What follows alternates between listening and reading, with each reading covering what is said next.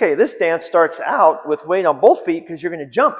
And you're going to land on the one. So you're going to and then one. You're going to jump and then hold it for the count of two. So and one, hold two, and then you're going to do a left hip bump, a right hip bump, and then you're going to go back to the left and do a hip roll counterclockwise all the way around for 4 counts.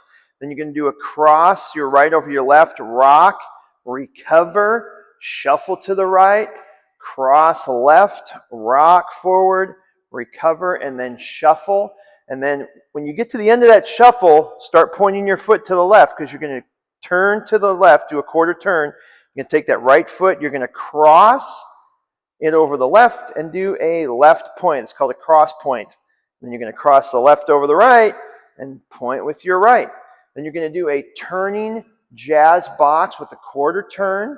You're going to do a cross.